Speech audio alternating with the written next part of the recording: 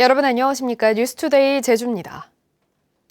환경부가 제주도의 제2공항 중점평가사업 지정 요청을 거부했습니다. 제2공항에 대한 행정 절차의 속도를 높이겠다는 의미로 해석되는데 제2공항 반대단체는 반발하고 있습니다.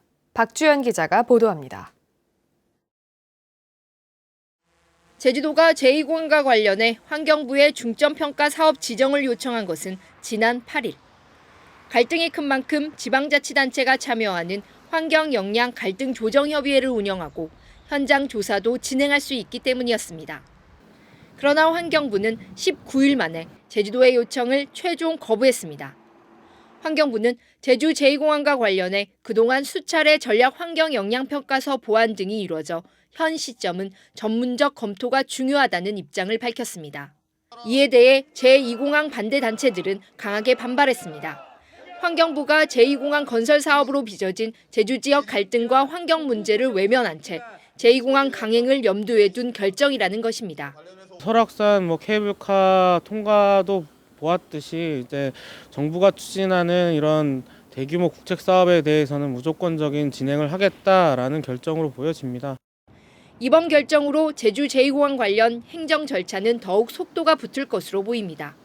국토부에서 환경부로 보낸 전략 환경 영향 평가서에 대한 환경부의 법정 처리 시한은 다음 달 6일. 환경부는 이미 6개 검토기관이 참여하는 비공개 회의를 열어 최종적으로 의견을 조율한 것으로 알려졌습니다. 환경부의 선택지는 4가지. 동의나 조건부 동의의 경우 국토부가 기본계획안을 만들어 제주도의 의견 수렴 절차를 밟게 됩니다. 그러나 반려나 부동의 의견이 나오면 제2공항은 사실상 무산 수순으로 흘러갈 것으로 보입니다. 8년간 끌어온 제주 제2공항의 운명은 앞으로 일주일이 분수령이 될 것으로 보입니다. MBC 뉴스 박주연입니다. 오영훈 지사의 핵심 공약인 제주형 행정체제 개편을 위한 최종 권고안을 오는 12월 결정하는 것으로 추진 일정이 확정됐습니다. 과거와 달리 도민 의견 수렴 절차가 대폭 강화되고 도민 참여단 300명의 수기 토론을 통해 실행 방안이 결정됩니다. 송원일 기자입니다. 지난 지방선거에서부터 제주의 가장 큰 쟁점 중의 하나인 행정체제 개편안이 오는 12월 결정납니다. 제주도 행정체제 개편위원회가 밝힌 권고안의 핵심 내용은 2가지. 기초자치단체 부활 등 행정 계층 구조를 정한 뒤 행정구역을 몇 개로 나눌지 결정합니다. 과거 행정체제 개편 논의 과정에서 도민 공감대 형성이 부족했다는 비판을 수용해 의견 수렴 절차를 대폭 강화합니다. 4차례의 도민 여론조사와 함께 주민 의견을 듣는 도민 경청회를 12개 읍면과 제주시, 서귀포시 각각 2곳씩 모두 16개 지역으로 나눠 3차례씩 실시합니다. 도민 공감대 형성과 공론화 과정이 매우 중요하기 때문에 과업 단계별로 16개 지역에서 도민 경청회를 총 48회 진행하기로 그렇게 결정하였습니다. 특히 4월 중에 도민 참여단 300명을 선발하고 6개월의 수기 토론을 거쳐 10월 중에 제주형 행정체제 도입을 위한 실행 방안을 결정합니다. 2018년 제주 영리병원 논란을 해소하기 위해 수기형 공론화위원회를 운영했던 방식을 적용한 겁니다.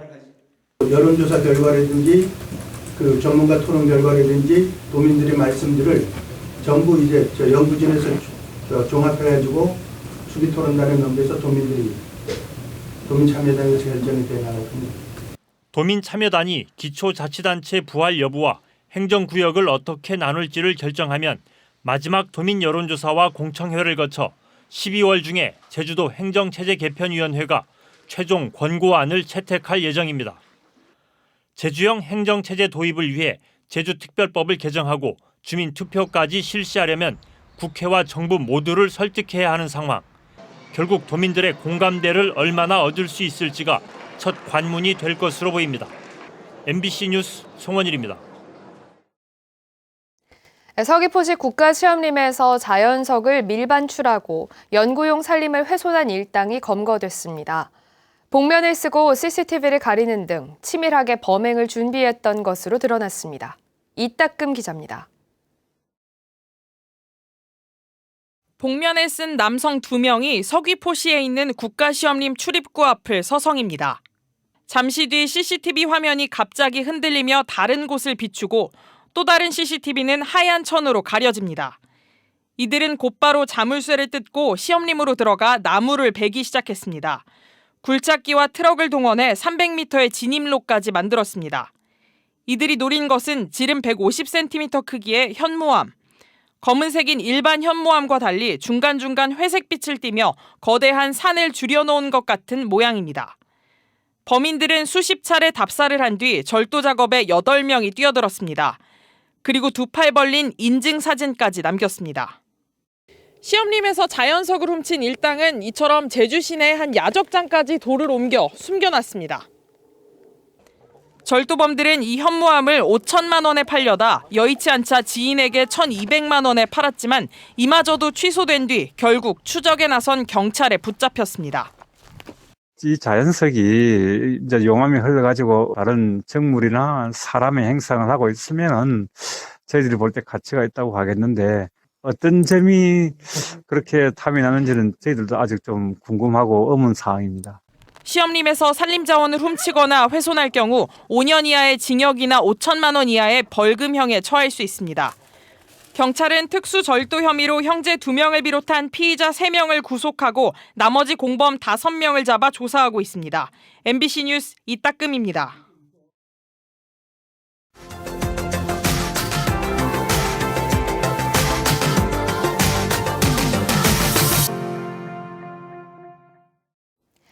이건희 컬렉션이 열리는 울산 시립미술관에 주말마다 전국 각지에서 많은 관람객들이 모이면서 중구 원도심도 활기를 띠고 있는데요. 주차 공간 등 기본적인 편의시설이 부족하다는 관람객들의 볼멘 소리도 이어지고 있습니다. 울산 MBC 정인곤 기자입니다. 울산 시립미술관에서 열리는 이건희 컬렉션 전시장. 오후 2시에 진행되는 작품 해설 관람에 맞춰 구름 인파가 모였습니다. 이건희 컬렉션은 평일, 주말 가리지 않고 매진행렬을 이어가고 있습니다. 자주 오곤 하는데 이번 테마가 되게 신선하고 또 다른 테마에 비해서 또 다른 종류의 그런 것들이 되게 많아서 굉장히 지금 흥미롭게 보고 있습니다. 미술관을 찾는 발길이 이어지자 중구 원도심도 북적이고 있습니다. 주말이면 찾아오는 2,000명의 관람객을 잡기 위해 대부분의 가게들이 관람객들에게 5% 할인 혜택을 제공하고 있습니다. 여자분들이 이제 3-4명씩 짝 지어가지고 이제 미술관 다녀오시고 그리고 손님이 좀 이제 매장에 좀 앉으시고 그러세요. 하지만 부족한 주차 공간은 해결해야 하는 숙제입니다. 지하 주차장은 물론이고 미술관 바로 옆에 마련된 야외 주차장에도 빈자리는 찾아볼 수 없습니다.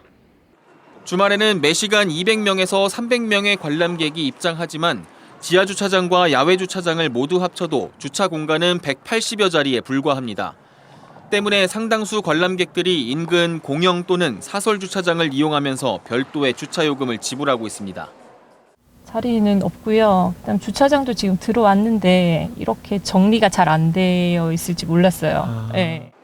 울산 시립미술관을 찾은 관람객들이 중구 원도심에서 충분한 시간을 보낼 수 있도록 임시 주차장 확보와 대체 교통수단 지원 등이 필요해 보입니다. MBC 뉴스 정인곤입니다.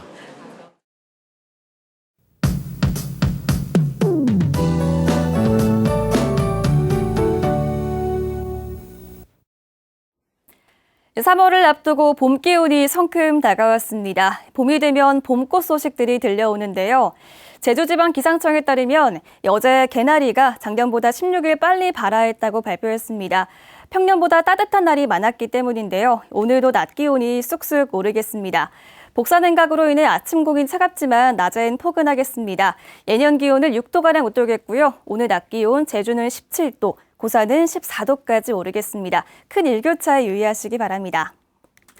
3일절인 내일은 기압골의 영향으로 하늘빛이 흐려지겠고요. 새벽부터 낮 사이에 비가 오는 곳이 있겠습니다. 5에서 10mm 정도 예상되고 기온이 낮은 산지에는 눈이 오는 곳이 있겠습니다. 한라산 산에 가실 분들은 주의하시기 바랍니다. 오늘도 맑은 날씨가 이어지겠고요. 공기도 깨끗하겠습니다. 현재 기온 보시면 동부 지역 3도 안팎으로 시작하고 있고요. 북부 지역 6도, 남부 지역 8도, 청판학은 2도 보이고 있습니다. 낮 최고 기온은 북부와 동부 지역 17도까지 오르겠고 남부 지역 16도, 성판학은 11도 안팎이 예상됩니다. 어제 낮보다 4도가량 높겠습니다. 오늘 도서 지역도 맑고 온화하겠고요. 바다의 물결은 제주 전해상에서 잔잔하게 일겠습니다. 내일 낮까지는 온화한 남서풍의 영향을 받다가 내일 저녁부터 다시 찬 공기가 남하하겠습니다. 모레 목요일에는 반짝 쌀쌀해지겠습니다. 다가오는 주말에는 맑은 날씨가 이어지겠습니다. 기상정보였습니다.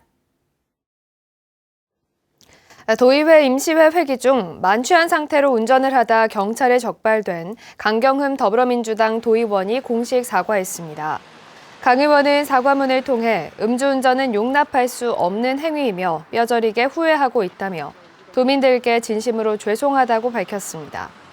강 의원은 지난 25일 새벽 1시 반쯤 혈중 알코올 농도 0.183% 만취 상태로 제주시청 부근에서 영평동까지 3-4km를 운전한 혐의를 받고 있습니다.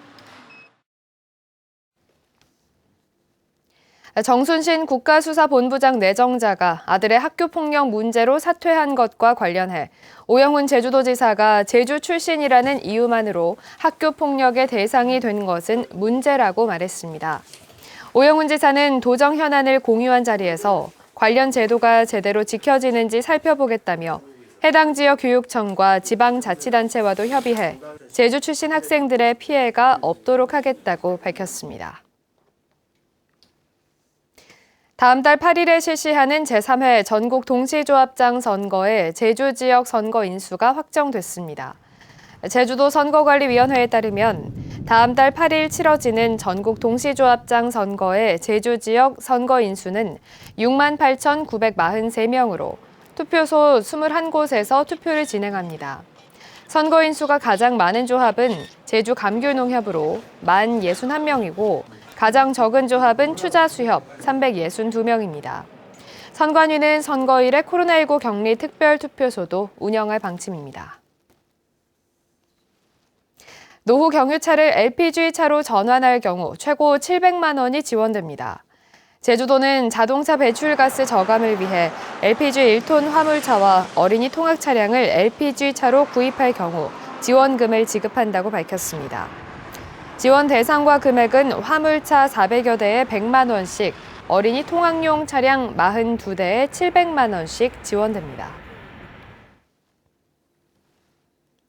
자동차 주행거리를 줄이는 운전자에게 인센티브가 주어집니다. 제주도는 다음 달 탄소중립 포인트제에 참여할 운전자 2,500여 명을 모집해 주행거리 감축량에 따라 최대 10만 원을 지급합니다. 참여 대상은 제주도에 등록된 12인승 이하 비사업용 승용차와 승합차로 3월부터 10월까지 주행거리를 기존 주행거리 평균과 대비해 줄이면 감축 비율에 따라 인센티브와 전기차 임대 비용 등을 지원합니다.